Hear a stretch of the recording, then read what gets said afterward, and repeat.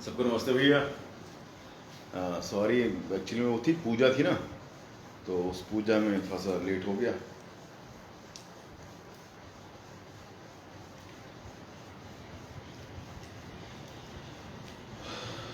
कौन आया है?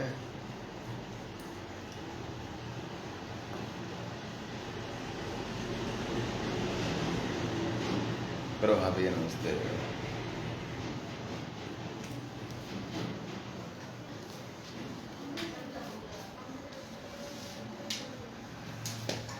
सबको नमस्ते भैया, गुड मॉर्निंग। क्या कहेंगे?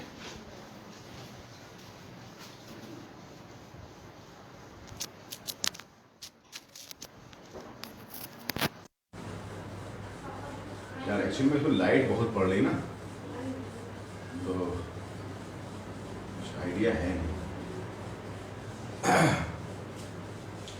आशा है समझ में आ रहा हो, है ना। तो पूजा थी, इस कारण से क्या हुआ कि चीजें क्लियर नहीं हो पा रही। डायग्राम बना लिया आप लोग ना? डायग्राम बना लिया ना?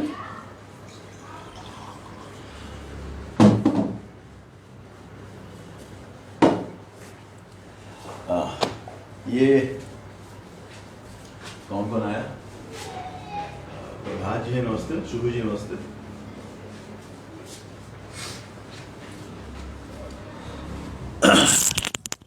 प्रभात जी और शुभ जी आए। वो जो 12 बजे, जैसे रात को 12 बजे कृष्ण भगवान का जन्म होता है, तो दोपहर के 12 बजे रामचंद्र जी का जन्म होता है। तो वो जो पूजा पाठ होती है 12 बजे तक, हमने पहले ध्यान ही नहीं दिया यार, है ना, क्योंकि मेन इस आरती हम ही पढ़ते हैं, इसलिए चलो आगे हम बढ़ते हैं। जो आ गया सो आ गया, बाकी लोग सब लोग आ ही जाएंगे, ये बाद में देख लेंगे। यहाँ बात शुरुआत करते हैं भारत में शिक्षा की, ठीक है। भारत में शिक्षा के अगर यहाँ पर देखें, एक्चुअली में थोड़ा सा देख लेते हैं। देखें तो क्या है कि भारत में जो शिक्षा है, इस यहाँ पर शिक्षा का तात्पर्य है भारत में आधुनिक शिक्षा, ठीक है। क्या तात्पर्य है इसका? तात्पर्य है भारत में आधुनिक शिक्षा। आधुनिक का मतलब यहाँ पर क्या हुआ? यहाँ पर ये मतलब हुआ कि जिसमें साइंस की शिक्षा दी जा रही हो, जिसमें साहित्य की शिक्षा दी जा रही हो, जिसमें एक इसलिए स्वतंत्रता, समानता, बंधुत्व, अंतर्राष्ट्रीय स्तर पर शिक्षा दी जा रही हो, तो उसको बोला गया यहाँ शिक्षा। ऐसा नहीं था कि जब तक अंग्रेज भारत में नहीं आए थे हम लोग शिक्षित नहीं थे। हम लोग शिक्षित थे, हम लोग पहले से ही बहुत शिक्षित थे, लेकिन उस परिप्रेक्ष्य में शिक्षित नहीं थे, है ना। आवाज़ आ रही है?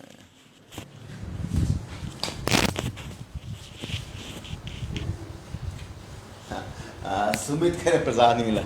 अब आजकल तो यही यार, डिस्टेंट प्रसाद है ना, ठीक है। यही है, थोड़ा सा चढ़ा मरता है ना, और बाकी अपना जो होता है प्रसाद वो वाला होता है। अब कोरोना ने यही सब खत्म कर दिया यार, कोरोना ने सब खराब कर दिया बस।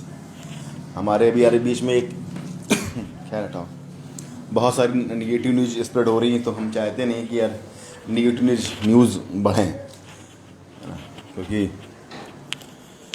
ये सब चीज़ें तो बनी रहेंगी इस कारण से, हाँ? तो क्या होता है कि भारत में शिक्षा का विकास तो पहले से ही था, ठीक है, लेकिन आधुनिक परिप्रेक्ष्य में जिसे हम कहते हैं अंग्रेजी लिटरेचर, अंग्रेजी साहित्य हो गया, ठीक है, या हम कह दें कि हाँ साइंस की जो बात करें, विज्ञान की बात करें, क्योंकि हम लोगों का जो साहित्य था वो कहीं ना कहीं बीच में नेपथ्य में या तो मुस्लिम आक्रांताओं के द्वारा या किसी अन्य के माध्यम से ये चीज़ें बहुत नेपथ्य में चली गई थी। जैसे हम आज कहते हैं कि हाँ शून्य का आविष्कार भारत में हुआ, या फला आविष्कार भारत में हुआ, खोज भारत में हुई, लेकिन उस वक्त वो उतनी हाईलाइटेड नहीं थी, है ना। जैसे आप कहते हैं कि हड़प्पा सभ्यता कब आई है? 1921 में निकल के सामने आ पाई, तब हम लोगों को मालूम पड़ा, बाकी लोगों को मालूम पड़ा कि हम लोग इतने पुराने काल से हैं। उनको तो लगा कि अरे ऐसे जैसे कि हम वो लोग गए थे नॉर्थ अमेरिका गए थे, ठीक, जैसे वो लोग अफ्रीका गए थे, है ना, या जैसे वो लोग साउथ अमेरिका गए थे, तो वहाँ पर जैसे आदिमवासी लोग थे जो हाल ही में वहाँ पर हुए होंगे, तो उनको उतना पुराना नहीं माना गया था। हमको ही पुराना नहीं माना गया था कि बहुत आदिकाल से 4000 5000 साल पहले की सभ्यता यहाँ पर ऐसी हो सकती है। लेकिन धीरे धीरे जब विकास होता मालूम पड़ा नहीं, कम से कम 3000 तो साल का तो पहले निकल के आ ही गया। तब वो कब आया, 1921 में आया। उससे पहले क्या था, अंग्रेज तो 1757 से आ गए थे, 1757 से कहीं ना कहीं से आ गए थे। तो उससे पहले क्या हुआ, उसकी बात, उसकी वो बात है यहाँ पर, ठीक है ना। तो इसमें प्री में क्वेश्चन देखो आते कैसे, प्री में क्वेश्चन जो आते हैं कि जो हमने यहाँ तमाम सारे नाम लिखे हुए हैं, कम है और भी बहुत सारे नाम हैं, वो नाम पूछे जाते हैं, ठीक है, वो नाम पूछे जाते हैं। इसके अलावा क्या होता है कि इसके अंदर की जो बातें हैं वो पूछी जाती हैं कि फला चीज़ किस एक्ट में आई थी, फला चीज़, फला व्यक्ति किस कमेटी में शामिल थे। तो क्वेश्चन ऐसे बनते हैं हमारे यहाँ, है ना, ठीक है। तो वो हमें समझना है। अब जब अच्छा आते, वापस मुद्दे पर आते हैं, जब अंग्रेज भारत में आए तो उन्होंने क्या किया, पहले तो यहाँ पर व्यापार करने के लिए आए थे। व्यापार करते करते धीरे से वो शासक बन गए।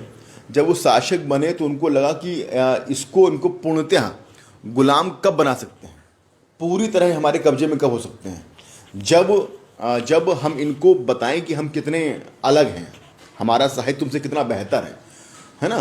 तो अपनी जो चीज़ें थी उसको चाह रहे थे कि इसका ये अनुवाद करें। एक मिनट,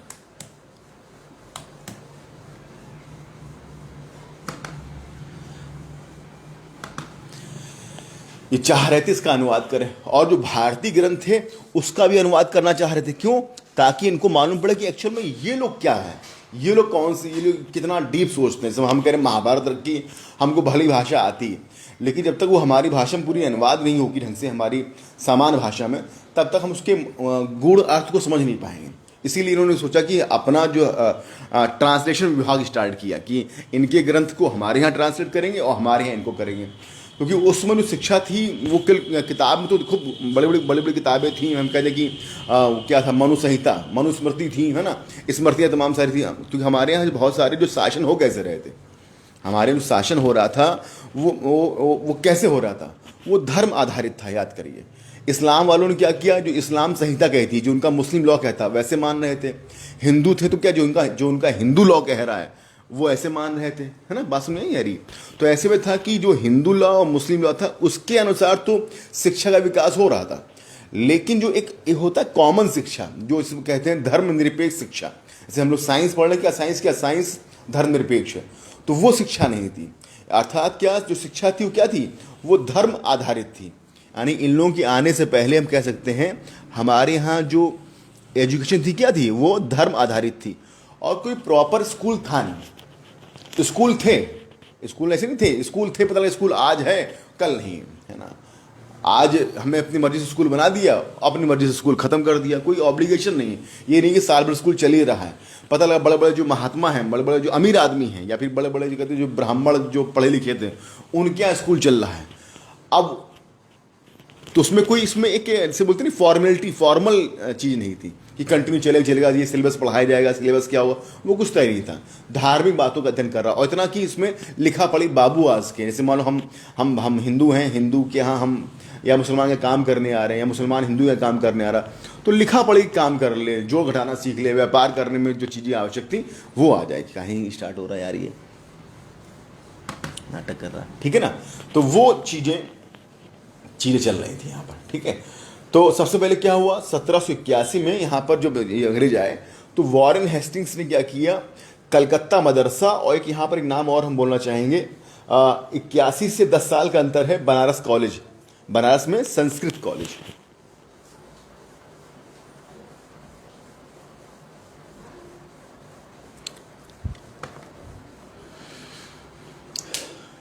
वेट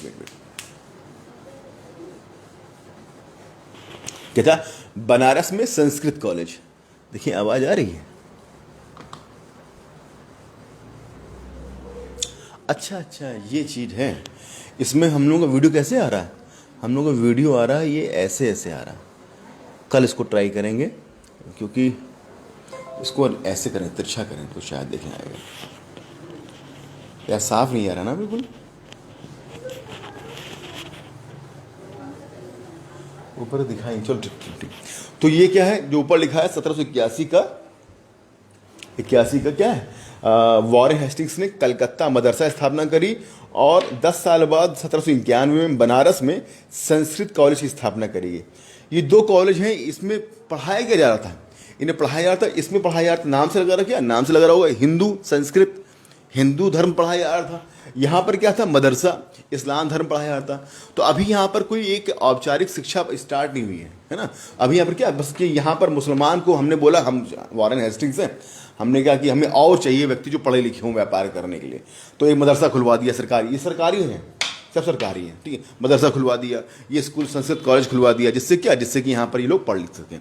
हमको याद रखना है 1781 में वॉरेन हेस्टिंग्स ने कलकत्ता मदरसा खुलवाया, 1791 बरस में संस्कृत कॉलेज खुलवाया गया, ठीक, ये दोनों हमने ऐसे यहाँ एरो बना दिए बाद में यहाँ पर, ठीक है। तो ये चीज़ यहाँ पर याद रखिएगा, ये क्वेश्चन खूब पूछा जाता है। इसके अलावा क्या हुआ कि बाद हमने कहा कि अनुवाद करने की आवश्यकता हुई, तो क्या हुआ, अनुवाद करने के लिए क्या हुआ, एशियाटिक सोसाइटी ऑफ बंगाल के यहाँ पर क्या किया गया, यहाँ पर अनुवाद कराया गया। क्यों, ताकि हम जान सकें कि इनके ग्रंथ में क्या लिखा है और हमारे ग्रंथों में जान सकें कि लोग की क्या लिखा हुआ है, ठीक है ना। तो वो यहाँ पर इसे कोड ऑफ हिंदू लॉ लिखा है। ये क्या है, मनुस्मृति है, मनुस्मृति का ट्रांसलेशन हुआ है अंग्रेजी में, named as a code of Hindu law करके, ठीक है ना। तो ये कुछ मोटे मोटे फैक्ट्स यहाँ पर यहाँ तक आए। अब अगर यहाँ पर बात करते हैं, हमने लिखा है बाद में 1792 में चार्ल्स ग्रांट आता है। ये क्या करता है, ये कहता है कि हाँ अंग्रेजी शिक्षा को प्रारंभ किया जाए, ठीक है। अगर बात करें अंग्रेजी शिक्षा की बात करी है तो वो कौन स्टार्ट करता भारत में, तो वो है चार्ल्स ग्रांट करता है। इसलिए इसको भारत में आधुनिक शिक्षा का जन्मदाता कहा जाता है, इसको भारत में आधुनिक शिक्षा का जन्मदाता कहा जाता है, ठीक है ना। फिर यहाँ पर कुछ 2-3 नाम लिखे हुए हैं, क्या लिखे हुए हैं, 1800 में लिखा है विलियम कॉलेज लिखा है। विलियम कॉलेज क्या था, वेलेजली, 1800 में कौन था, वेलेजली था। इस कॉलेज की स्थापना क्यों की गई थी, कि जो सिविल सर्वेंट की आवश्यकता थी। आपको याद होगा कि इससे पहले 1792 में था, कौन था, कॉर्नवालिस था। कॉर्नवालिस ने क्या किया था, कॉर्नवालिस ने सिविल सेवा की स्टार्ट कर दिया था, ठीक है ना। हालांकि डीएम तो वॉरेन हेस्टिंग्स में आता पहले, पर सिविल सेवा का जन्मदाता कॉर्नवालिस कहा जाता था। अब सिविल सेवक बन गए, तो अब आज 21 अप्रैल है, ठीक है, सिविल सेवक बन गए, तो इसके बाद क्या हुआ, इसके बाद आपको ट्रेनिंग दी जाएगी। तो ट्रेनिंग देने के लिए कॉलेज बनाएगा, तो कौन सा, विलियम कॉलेज। हालांकि इसमें लिखा है आईसीएस शिक्षा के लिए था। हालांकि बाद में क्या, बाद में फिर ये शिक्षा यहाँ बंद कर दी गई थी। और कहाँ पर, 1806 में लंदन में हेल्सबरी कॉलेज था, वहाँ पर इसको किया गया, ठीक है, याद कर लेना। अब इसमें एक सन लिखा हुआ, हमने क्या लिखा हुआ है, हाँ 1813 लिखा है। ये क्या था कि वो 1813 से बहुत पहले 1799 90 से 99 के बीच में भारत में बहुत सारे मिशनरी आना प्रारंभ हो गए थे।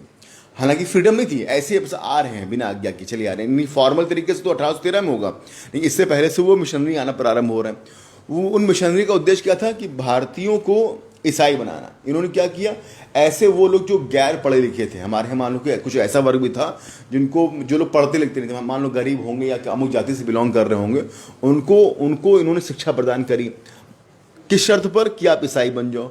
तो वो यहाँ पर कहीं से में लिखा है, हाँ लिखा है 1799 में श्रीरामपुर ट्रायो मिशन। इसमें 3 लोग नाम है, अभी हम देख के बताएंगे, याद नहीं आ रहा था, ठीक है। ट्रायो मिशन है, वो ट्रायो मिशन में 3 लोग शामिल हैं, बैप्टिस्टा ऐसे कुछ करके थे। तो वो क्या करेंगे, वो यहाँ पर लोगों को कन्वर्ट करना प्रारंभ करेंगे। हालांकि उसके कुछ समय बाद 1813 में ब्रिटेन की सरकार अनुमति देगी कि आप फॉर्मल तरीके से जाइए और वहाँ पर क्या करें, वहाँ एक मिशन से जाइए और यहाँ पर लोगों को कन्वर्ट करिए यहाँ पर, ठीक है, ठीक है, लोगों को कन्वर्ट करिए यहाँ पर। तो ये था आपका 1799 तक था। और इसके बाद यहाँ देखिए तो क्या लिखा हुआ, इस 1790 से 1830 के बीच में कुछ लोग क्या शिक्षा का प्रसार हो ही रहा था, तो कुछ ऐसे भारतीय भी आए जो अंग्रेजी भाषा के समर्थक थे। उनमें से एक थे राजा राम मोहन राय, ठीक है। क्या ये क्या थे, इसमें लिखा हमें प्लस इंग्लिश एजुकेशन, यानी कि इंग्लिश एजुकेशन के ये क्या थे, हिमायती थे। क्यों हिमायती थे, इनको लगता था कि हम संस्कृत को हम ओवरलुक नहीं करेंगे, लेकिन यदि हम पर इस शासन कर रहे हैं तो इनके पास इनका बौद्धिक स्तर जानने के लिए ये आवश्यक है कि हम जानें ये लोग पढ़ते क्या हैं, क्या चीज़ है जिससे पढ़ के ये लोग ताकतवर बने हैं, इनका बौद्धिक स्तर ऊंचा क्यों हो रहा है। तो उसके उन्होंने क्या यहाँ पर इसका इंग्लिश एजुकेशन का समर्थन किया। और फिर बाद में उन्होंने कुछ कॉलेज लिखे, जैसे एक है एंग्लो हिंदू कॉलेज, सन याद करने हैं सबके, ठीक है। और बात करते हैं यहाँ पर, ये कलकत्ता में था। ऐसे यहाँ पर क्या 1817 में हिंदू कॉलेज बना यहाँ पर। ये क्या था, ये राजा Ram Mohan Roy plus David Hare, एक घड़ीसाज था, वॉच क्या बोलते हैं गणेश शास्त्री, वॉच क्या बोलते हैं, वॉचमैन, वॉचमैन नहीं, वॉचमैन तो वो होते हैं जो वॉच करते हैं, घड़ी साज क्या बोलते हैं, वॉच रिपेयर, जो भी बोल दिया जाए, ठीक है ना, वॉच रिपेयरिस्ट है ना, जो भी बोलते हैं। तो घड़ी साज था यहाँ पर, उसे सुना है बट हमें याद नहीं आ रहा। घड़ी साज था, यहाँ हमने लिखा एक पॉइंट क्या, ये पहला कॉलेज था, पहला कॉलेज था, पहला भारतीय कॉलेज था, कौन सा, हिंदू कॉलेज, जिसमें क्या था, जिसमें कोई भी धार्मिक शिक्षा नहीं दी जाती थी, याद रखिएगा। क्या था, हमने देखा modern western education, modern western education, ये पहला कॉलेज था जहाँ पर क्या कोई भी धार्मिक शिक्षा नहीं दी जाती थी। धर्म एक अलग चीज़ है, हमें भाई शासन करना है, प्रशासन करना है, तो उसमें क्या करना पड़ेगा, इसमें हमें प्रशासन के सिद्धांत पढ़ने पड़ेंगे, इसके लिए हमें धर्म थोड़ी पढ़ना पड़ेगा। धर्म हमारा हिंदू, जो हिंदू धर्म में कुछ और कह रहा है, इस्लाम कुछ और कह रहा है, सिख कुछ और कह रहा है, ईसाई कुछ और कह रहा है, तो ऐसे तो बंटवारा हो जाएगा, हिंदू और सिख की लड़ाई हो गई, तो हिंदू मुसलमान की लड़ाई हो गई, तो किसका फॉलो किया जाएगा, है ना। तो इसलिए क्या था, इसलिए यहाँ पर ये पहला था जहाँ पर मॉडर्न वेस्टर्न एजुकेशन प्रारंभ हुआ। अब इसके बाद हमने क्या लिखा है कि यहाँ पर 1,00,000 रुपये आया था, कहाँ पर 1813 में 1,00,000 रुपये आया था कि यहाँ पर अंग्रेजी भाषा का प्रचार प्रसार किया जाए। अब लेकिन क्या होता है कि जब ये 1813 में ये तो लिखा था, 1813 में ये तो लिखा था कि अंग्रेजी भाषा का प्रचार प्रसार होगा, पर होगा कैसे, उसका माध्यम क्या होगा और उसको किस स्तर पर किया जाएगा, इस यहाँ पर दो विवाद निकल के आते हैं। एक बंगाल बनाम मुंबई, ठीक है, बंगाल उस वक्त थोड़ा सा बंगाल क्या था, राष्ट्रवादियों का गढ़ था, और जो मुंबई था, मुंबई दिखाया जाए तो वो सब पाश्चात्यवादी हल्का सा हो रहा था, ठीक है ना। तो यहाँ पर दो पॉइंट बनते, एक बंगाल बनाम मुंबई। तो जो बंगाल वाले थे वो कहलाते हैं, यहाँ पर नहीं लिख दिया हमने, कहाँ चला, वो कहलाते हैं प्राच्यवादी, ठीक है, या उसे बोलते हैं ओरिएंटलिस्ट, प्राचीन वाला प्राच्यवादी। और जो मुंबई साइड के थे, बॉम्बे साइड के थे, उसको बोलते हैं एंग्लिसिस्ट, यानी कि आंग्ल। तो ये विवाद निकल के आता है, आंग्ल प्राच्य भाषाई विवाद निकल के आता है, इसे ओरिएंटलिस्ट एंग्लिसिस्ट कंट्रोवर्सी कहा जाता है, ठीक है। इसका समापन कब होता है, समापन होता है मान चले 1835 से 39 के मध्य होता है। तो यानी कि शिक्षा दी किसी जाए, पूरे ओवरऑल सबको दिया जाए, सब कॉलेज, ऐसा कॉलेज खोला जाए, तब कुछ इतना कॉलेज नहीं थे, विद्यालय कुछ नहीं था ना, तो क्या करें, विद्यालय खोले जाए स्थायी, जहाँ पर सारे भारतीयों से कहा जाए पढ़ने के लिए, या फिर कुछ अमुक वर्ग को पढ़ाया जाए। तो यहाँ दो पॉइंट निकल के आए कि किसको पढ़ाया जाए और किस भाषा में पढ़ाया जाए। पल्ले पढ़ ली, किसको पढ़ाएं, यानी कि ऊपर से लोगों को पढ़ाएं, वो धीरे धीरे सबको बात पहुंचाएंगे, या सबको पढ़ाएं, कोई इसमें बंधन ना हो यहाँ पर, और किस भाषा में पढ़ाया जाए इनको। साइंस पढ़ानी है तो किस में पढ़ाएं, अंग्रेजी में पढ़ाएं कि हिंदी में पढ़ाएं कि बांग्ला में पढ़ाएं कि तमिल में पढ़ाएं, ठीक है। तो भाषाई विवाद भी निकल के आते हैं यहाँ पर। तो दो सेक्शन थे, एक बॉम्बे, एक बंगाल। बंगाल में क्या लिखा था, इसमें ये लोग कह रहे थे नहीं ये बंगाल में क्या कह रहे थे, इसमें दो लोग थे यहाँ पर, इसको भी मानता थे, ठीक। ये थे H.T. प्रिंसेप और H.H. विल्सन। ये कहते हैं वर्नाक्यूलर लैंग्वेज। ये कह रहे थे भैया कि जो हेस्टिंग्स और मिंटो पहले चला के गए थे वो एकदम सही है, अर्थात क्या कि इन लोगों को इनकी भाषा में शिक्षा प्रदान करी है, जिससे क्या ये लोग आराम से इजीली इसको ग्रहण कर सकें यहाँ पर, ये कह रहे थे। दूसरा जो बॉम्बे साइड के लोग थे, इसमें था मुनरो और एल्फिंस्टन प्लस ये तुम्हारा मैकाले, ये समर्थक थे कि अंग्रेजी भाषा में पढ़ाया जाए, क्योंकि ये कहते थे यदि मान लो कि यदि इनको हमें गुलाम बनाए रखना है तो इनको तन से ही नहीं मन से भी गुलाम बनाना है। अगर मान लो इनकी भाषा में इनको साइंस पढ़ा दी गई तो इनमें ज्ञान आ जाएगा, चेतना आ जाएगी, ठीक है। तो अपनी भाषा में पढ़ के आ रही तो हमारा बहुत एहसान नहीं मानेंगे, और जब अंग्रेजी भाषा में पढ़ के ये करेंगे तो क्या हुआ, तो ये हुआ कि ये कुछ हमसे जुड़ाव हो जाएगा। जैसे आज आप देखते होंगे अंग्रेजी मीडियम के बच्चे होते हैं, हिंदी मीडियम बच्चे होते हैं, उनमें एक थोड़ा सा बीच में एक फ्रिक्शन रहता है, एक स्प्लिट टाइप का रहता है, ठीक है। वो जो अंग्रेजी मीडियम बच्चे होते हैं वो अपने आप को थोड़ा सा अंग्रेजी दा मानते हैं, नहीं कि अलग थोड़ा सा हायर क्लास मानते हैं, ठीक है। और जो हिंदी मीडियम बच्चे होते हैं वो थोड़ा सा अपने आप को थोड़ा सा लोअर मानते हैं। जैसे एक मूवी आई थी, आपको याद होगा कि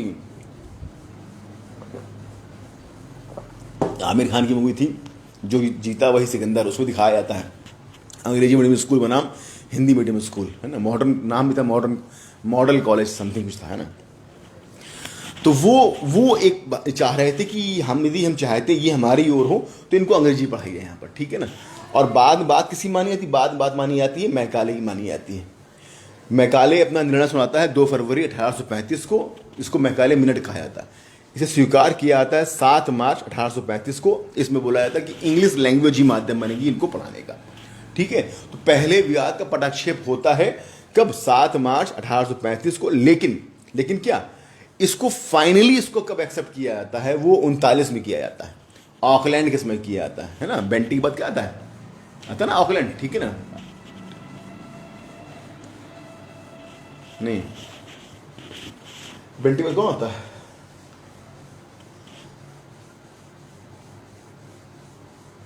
मेटकॉफ आता है कुछ समय के लिए, मेटकॉफ आता है ना। 1839 में ये ऑकलैंड के समय ये रिजॉल्व होता है कि हाँ भैया अंग्रेजी भाषा ही ये कंटिन्यू रहेगी। एक यहाँ पर थ्योरी क्या थी, वो थी, हमने एक बोला यहाँ पर लिखा है टॉप टू बॉटम। एक विवाद ये भी था कि ऊपर से नीचे की ओर पढ़ाया जाए कि ओवरऑल पढ़ाया जाए।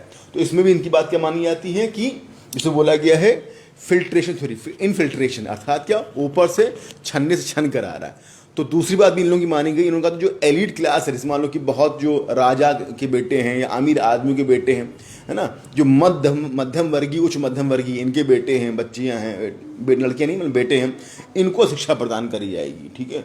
और ये शिक्षा प्रदान प्राप्त करके फिर ये लोगों को बांटेंगे जाकर, है ना।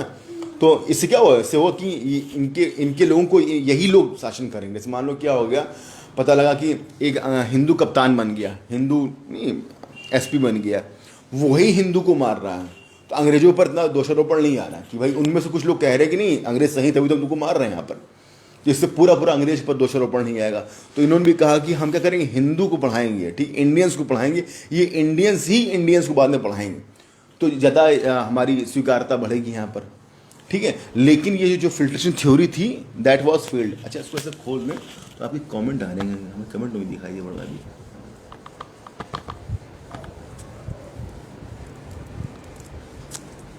तो ज़्यादा हमारी स्वीकारता बढ़ेगी यहाँ पर, ठीक।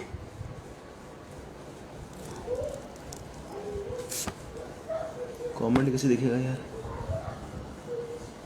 इधर दिखाई पड़ रहा है, क्या लिखा है, आर्य सर ट्रायो, क्या लिखा है शुभी ने, Joshua Marshman, William Carey and William ward. हमें या भी नाम याद था, शाबाश।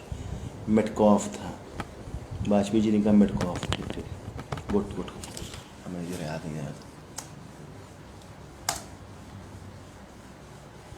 है ना, ठीक है।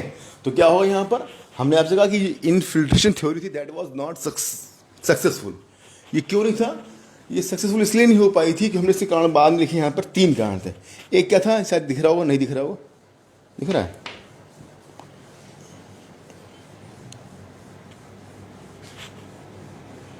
नहीं दिख रहा है। इसमें 3 वर्ड लिखे, एलीट, गवर्नमेंट एंड फ्रिक्शन। हुआ क्या, जो अंग्रेजी पढ़ के निकले वो अपने आप को एलीट मानने लगे कि हम अंग्रेजी पढ़ के निकले, हम कोट पतलून पहन कर चल रहे हैं। जैसे आपसे नहीं कहा था, हमने एक नाम बताया था, वो डेविड हेयर की कॉलेज का बंदा था, वो क्या करता, खुलेआम गौमांस खाता था, हाँ, जिसने पहाड़ों को मापने की सेक्सटेंट विधि निकाली थी यहाँ पर, कि दूर से ही एंगल से आप जान लो कि पहाड़ की ऊंचाई क्या होगी, नाम याद नहीं आ रहा, हमने बीच में लिखाया था, है ना। तो ये लोग क्या हिंदू संस्कृति का विरोध करने लगे खुद ही, और अपने आप को बहुत एलिट मानने लगे। तो हम मानो हम ही हैं, अपने आप को एक एलिट मानने लगे, तो हम तुमसे बात ही करने नहीं आएंगे, हमारे अंदर एक अहम भाव है, तो फिर तुमको पढ़ाएंगे कैसे, ठीक है। दूसरा क्या हो गया, हमको सरकारी नौकरी मिलने लगी अंग्रेजी के आधार पर, तो हम अपने आप को और श्रेष्ठ मानने लगे, तो भी हम इनके पास नहीं आएंगे। तीसरा क्या, जो दूसरा वर्ग था वो भी इनको एक अजीब नज़रों से देखने लगा, जैसे नहीं साइकिल पे आ रहे हो, बाइक पे आ रहे हो, बोलते कार वाले, ठीक है ना, कार वाले कहते हैं इनको बाइक वाले से कटा के ले आते हैं। तो क्या होता है, जैसे ही आप किसी क्लास में आते हो तो दूसरा क्लास से आपके मन में एक फ्रिक्शन आ जाता है। तो इस कारण से क्या हुआ, ये थ्योरी सफल नहीं हुई, इसीलिए बाद में आप ध्यान से देखेंगे कि कुछ समय बाद में इस थ्योरी को मना किया गया था, इस थ्योरी को मना किया, बोले ये थ्योरी सही नहीं है, ओवरऑल मिलना चाहिए। तो यहाँ तक क्लियर हो गया आपको, यहाँ तक ठीक है, ये पॉइंट हो गया, ये एरो आया था मैकैलेलैंड ऑकलैंड तक हो गया। अब इसमें एक ऐसे हमने लिख दिया भाषाई प्रयास, वो क्या था, 1843 में एक थॉमसन था, कोई वहाँ का शायद लेफ्टिनेंट गवर्नर था, इसने एक योजना बनाई थी, गाँव में देसी भाषा के माध्यम से क्या किया जाएगा, देसी भाषा के माध्यम से शिक्षा का विकास किया जाएगा। ऐसे सिंपल पढ़ लो, ज़्यादा कुछ खास नहीं। फिर जो मेन चीज़ आती है वो आती है 1854 का वुड डिस्पैच, ठीक है ना। ये क्या है, इसमें बोर्ड ऑफ कंट्रोल के अध्यक्ष थे चार्ल्स वुड, उनके नाम पर था। इसको भारतीय शिक्षा का मैग्ना कार्टा कहा था, क्योंकि इसने लगभग वो बड़े स्तर पर चीज़ों को छुआ, ठीक है, कि ये क्यों नहीं हो रहा, ऐसे क्यों हो रहा है, वो सारी बातें इसने यहाँ पर करी यहाँ पर। और इसने क्या किया था, इसने कुछ चीज़ें बात कही थी, क्या हमने से लिखा है, गाँव में देसी भाषा दी जाए, गाँव में इसने बोला गाँव में देसी भाषा में एजुकेशन दी जाए, और जिला में दोनों मिलाकर, किसका, एंग्लो प्लस वर्नाक्यूलर लिखा है, जिला में क्या लिखा है, एंग्लो और देसी भाषा दोनों मिलाकर। और कॉलेज में क्या, कॉलेज में एंग्लो दी जाए, यानी कि जो सबसे निचला स्तर है, गांव का स्तर है, वहाँ पर देसी भाषा में, जो मिला जुला स्तर है वहाँ पर मिला जुला, और जो सबसे उच्चतम स्तर है वहाँ पर अंग्रेजी भाषा का प्रयोग किया जाए। इसके अलावा क्या था, इसने यहाँ पर ये कहा था क्या, विश्वविद्यालय, इसके विश्वविद्यालय लंदन विश्वविद्यालय की तर्ज पर यहाँ पर भी एक विश्वविद्यालय बना जाए, जो यहाँ पर उच्च शिक्षा वहाँ पर प्रदान कर दिया है, उच्च शिक्षा प्रदान की जाए। तो हमने लिखा है CM, जैसे कलकत्ता, मुंबई, मद्रास, ठीक है, 3 जगह विश्वविद्यालय बनाए गए थे, आपको पता ही 1860-61 में बनाए गए थे यहाँ पर है। और इसके लिए था 5 प्रांत, Bengal, Bombay, Madras, North West Frontier Province, north उत्तर पश्चिम सीमा प्रांत, मान लो अफगानिस्तान की तरफ एरिया हो गया, और पंजाब। इन 5 प्रांतों में क्या किया जाए, 5 प्रांतों में पब्लिक एजुकेशन डिपार्टमेंट, यानी कि इस बोलते लोक शिक्षा विभाग की स्थापना की जाए। ये इन्होंने यहाँ पर किया था। बस इसको, हाँ, इसको यहीं तक पढ़ेंगे। हालांकि एक पॉइंट हमने ऐड किया है, फिल्टर, इसमें लिखा नहीं, डायग्राम पहले नहीं था, फिल्ट्रेशन थ्योरी को इसने मना कर दिया था, जो नहीं इनफिल्ट्रेशन थ्योरी, इसने इसको डिनाई कर दिया कि भैया इसको यहाँ पर नहीं मानते। ये था आपका 1854 तक था। इसके बाद बात करें 54 से लेकर 82 तक ही चलता रहा, 54 से लेकर 82 तक ही चलता रहा। 82 में क्या आता है, हंटर कमीशन आता है, ठीक है। हंटर कमीशन ने क्या किया, हंटर कमीशन ने बेसिकली प्राथमिक शिक्षा पर जोर दिया। किस पर, प्राथमिक शिक्षा पर जोर दिया। इसने साहित्यिक शिक्षा पर भी जोर दिया, ना कि उस पर बहुत काम नहीं हो पाया था। किस पर किया, इसका ये पढ़ लो, प्राथमिक शिक्षा पर जोर दिया। फिर इसके बाद में 1882 से लेकर 1902 तक चलता रहता है। ये वो समय था जब क्या था, जब तक भारत में कांग्रेस की स्थापना हो चुकी थी, भारत में तिलक, विपिन चंद्रा, ठीक है, विपिन चंद्र, लाला लाजपत राय, ऐसे लोग नेता लोग आ चुके थे। भारत में चेतना का विकास हो रहा था, ठीक है। पढ़ लिख के लोग, उन्हें लग रहा था जब पढ़ लिख के इसमें क्या खास बात है, ये फ्रीडम की मांग कर सकते तो हम भी मांग कर सकते हैं। तो भारत में चेतना का विकास हो रहा था, और जब चेतना का विकास ये हो रहा था,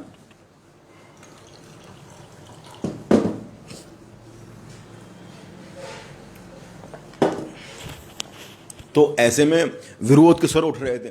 तो जो बहुत सारे विरोध हो रहे थे, अंग्रेज लोग कहने लगे ये विरोध होने तो क्यों हो रहा है, ये इसलिए हो रहा है क्योंकि बहुत सारे निजी स्कूल विद्यालय बन गए हैं, जो मर्जी होता विद्यालय खोल लेता है, ठीक है ना। ऐसे ईश्वरचंद्र विद्यासागर ने विद्यालय खोल लिया, बहुत लोग विद्यालय खोल लिए। इन विद्यालयों में कोई अनुशासन नहीं है, कोई मान्य पाठ्यक्रम नहीं है ना। तो ऐसे में क्या, जो मर्जी वो पाठ्यक्रम रखते हैं। तो इससे क्या हो रहा है, इससे ये लोग थोड़े से अनुशासन विहीन होते जा रहे हैं। तो इनको अनुशासित रखना तो करना पड़ेगा, इनके लिए ऊपर कुछ कड़ा नियम बनाना पड़ेगा। तो उस संदर्भ में कर्जन ने क्या किया, कर्जन ने एक रैले कमीशन का निर्माण किया। 1902 में आया था। इसके आधार पर उसमें लिखा नहीं, 1904 में विश्वविद्यालय अधिनियम आता है।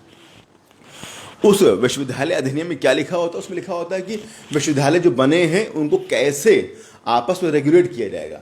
एक कमेटी बना दी गई, सारे विश्वविद्यालय के जो कुलपति उसमें आपस में बैठेंगे, फिर उसमें होगा, और उसका जो एफिलिएशन होगा, पाठ्यक्रम होगा, नियुक्तियां होंगी, वो सब कहाँ चली गई, वो चली गई किसके पास में, चली गई सरकार के पास में। यानी क्या, इसके माध्यम से सरकार ने क्या किया, विश्वविद्यालय पर अपना कंट्रोल कर लिया। और इसमें एक बात और कही आती है कि इसी एक्ट के माध्यम से कर्जन ने एक प्रावधान लाया था कि प्राथमिक शिक्षा को बढ़ावा दिया जाए। तो अब जैसे नहीं हमने कहा था कर्जन ने ही बंगाल का बंटवारा किया था। बंटवारा क्यों किया था, उस बोला था कि बंगाल बहुत बड़ा है तो प्रशासन अच्छे से नहीं हो पाता, बोला ये था। उद्देश्य क्या था, बंगाल राष्ट्रवाद का गढ़ बन चुका था, उसको तोड़ने के उद्देश्य से ऐसा हुआ था, है ना। ऐसे यहाँ पर कह रहा है कि प्राथमिक शिक्षा को बढ़ोतरी देना चाहते हैं। क्यों, क्योंकि ये बहुत ओवरलुक्ड है। पर इसका उद्देश्य मेन क्या था, उद्देश्य मेन ये था कि वो चाह रहा था जब बहुत सारा फंडिंग एलोकेशन प्राथमिक शिक्षा की ओर ट्रांसफर होगी तो क्या हो जाएगा, अपने आप यहाँ पर इनको फंड बंद हो जाएगा। जब इनको फंड कम हो जाएगा तो क्या होगा, ये लोग फंड के आकांक्षी हो जाएंगे, मांगेंगे हमको फंड दीजिए, हमको फंड की डिमांड बढ़ जाएगी।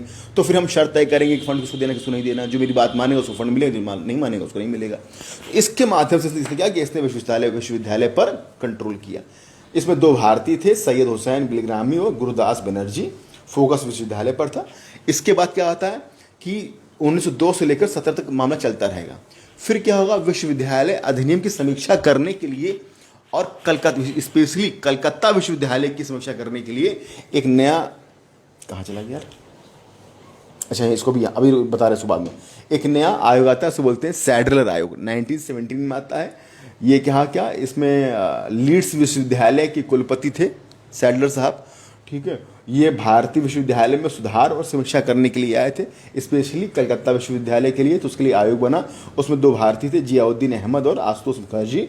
इसमें उन्होंने क्या किया, 1904 के विश्वविद्यालय अधिनियम का विरोध किया और कहा एक नया लेवल इंटरमीडिएट, नहीं इससे पहले 12वीं नहीं हो रही थी, तो उन्होंने बोला कि 10+2 लाया जाए, 11th और 12th लाया जाए, अर्थात जो विश्वविद्यालय शिक्षा है और जो उच्चतर माध्यमिक शिक्षा है, ठीक है, इसके बीच में एक और माध्यमिक लेके आया जाए।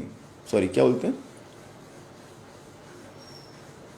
हायर सेकेंडरी, हाँ वो उच्चतर माध्यमिक यही बोलते हैं, हायर सेकेंडरी और स्नातक के बीच में एक सेकेंडरी लेवल लाया जाए। तो इंटरमीडिएट लेवल कब से आता है, ये आता है सैडलर से आता है, हमेशा इसको याद रखिएगा यहाँ पर, ठीक है।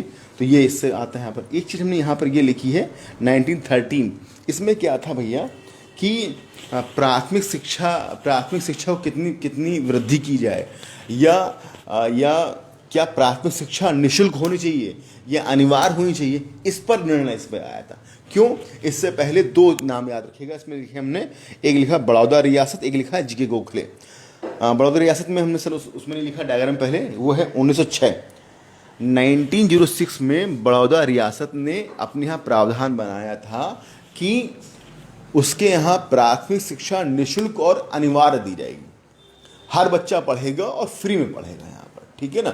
ऐसा प्रावधान पहले एक रियासत ने किया था, उसका नाम था बड़ौदा रियासत ने किया था। इसी तरह का बात 1909 के बाद में जीके गोखले ने इंपीरियल लेजिस्लेटिव असेंबली में रखी। हालांकि इस व्यक्ति का नाम याद नहीं आ रहा है। उस व्यक्ति ने क्या किया, उस व्यक्ति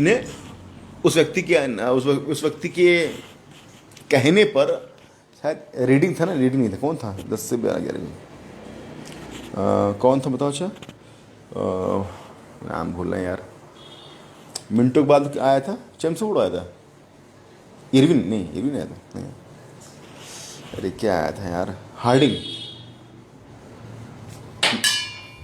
मिनटों बाद कौन आया था, हार्डिंग आया था, याद नहीं आ रहा, ठीक है ना।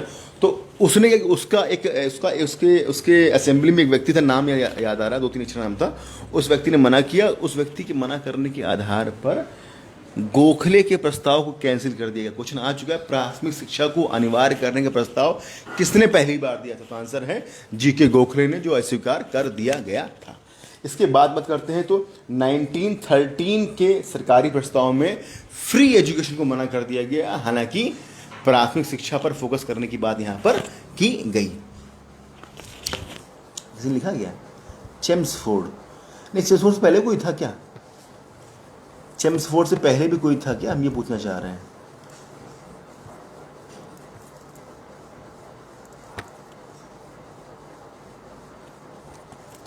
चेम्सफोर्ड से पहले भी कोई था क्या,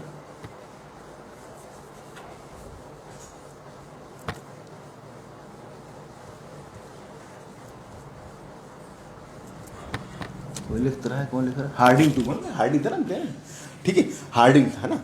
तो अच्छा हमें कैसे याद आया, 1911-12 में हार्डिंग के काफिले पर बम फेंका गया था, इसलिए हार्डिंग से हम जोड़ पा रहे थे। जब आप पढ़ते हैं ना तो पता लगा ये तो भूल गए, पर वो आपको याद रहा, तो वहां से आपने फैक्ट निकाल लिया। इसलिए सबको मन से पढ़िए, हो सकता है इसको ये वाला पॉइंट भूल जाए, वो वाले पॉइंट से इस पॉइंट को सॉल्व कर लें, है ना। खैर, तो क्या हुआ यहाँ पर, उसको यहाँ पर कैंसिल कर दिया गया, सैडलर हो गया। इसके बाद क्या होता है, छोटे मोटे आयोग आ रहे हैं। 29 में क्या आ रहा है, प्राथमिक शिक्षा की अनिवार्यता को, ये क्या लिखा हमने, अच्छा हार्टोग समिति ने क्या लिखा था, इसने क्या किया, इसने कहा कि प्राथमिक शिक्षा जो अनिवार्यता है उसको मना किया। हालांकि क्या बोला, क्या मना किया और क्या बोला, 8वीं के बाद में औद्योगिक शिक्षा प्रदान करनी चाहिए। अब यही आएगा, ठीक है, यानी कि कुछ क्या ऐसे बोलते हैं, इंडस्ट्रियल काम, गांधी जी के प्रभाव आने लगे ना, कि इंडस्ट्रियल काम भी उनको देना चाहिए। इसके बाद में क्या आता है, वर्धा प्लानिंग होती है 1937 में, गांधी और जाकिर हुसैन की। इसमें क्या होता है, व्यावसायिक और हस्तकला, सिंपल पॉइंट है, ठीक है ना, यानी कि व्यावसायिक शिक्षा दी जाए और हस्तकला शिक्षा दी जाए, ताकि क्या आत्मनिर्भर हो पाएंगे, अंग्रेजों के अधीन न रहें। जैसे समय उनका सही चल नहीं रहा है, जैसे मोदी जी ने कौशल विकास योजना चलाई थी, है ना, ठीक है। 1944 में क्या था, ये था 6 से 11 वर्ष की आयु बच्चों को फ्री एजुकेशन देने की बात थी, और इंटरमीडिएट को यहाँ पर समाप्त कर दिया गया था, ठीक है। इंटरमीडिएट,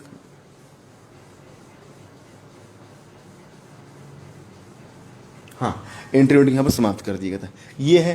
फिर इसके बाद में क्या था, 44 बाद में एक वो आता है राधा कृष्णन आयोग, लिखा है हमने, लिखा तो है राधा कृष्णन आयोग, वही जो हम लोग चला रहा पैटर्न वही स्टार्ट हुआ। फिर बाद में कोठारी आयोग आया, फिर इसके बाद में जो अभी आयोग आया, कौन सा आयोग आया, अभी आया था ना, कौन सा आयोग नया आया, सबसे नया आयोग जिसने सब पूरा चेंज कर दिया है। अब पता नहीं एग्जीक्यूट हो पाएगा, पता कौन सा आयोग आया जिसने अभी सिफारिश दी थी। तो ये आपके यहाँ पर क्या था, ये आपके यहाँ पर पूरा आपका ये शिक्षा वाला था, ठीक है। किसी कोई आपत्ति तो होगी नहीं।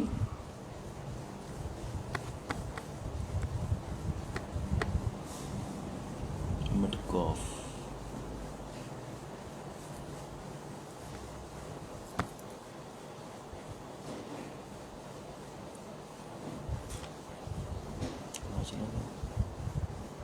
नेट बहुत कमजोर आ रहा है यार।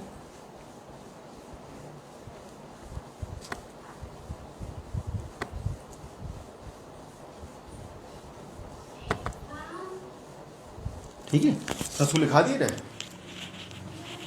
बस लिखाया है, कुछ क्वेश्चन पूछना पूछो। डायग्राम सब बना ही लिए तुम लोगों ने, चूँकि मोबाइल उधर है नहीं तो हम देख नहीं पा रहे पूरा सब कुछ। शेयर में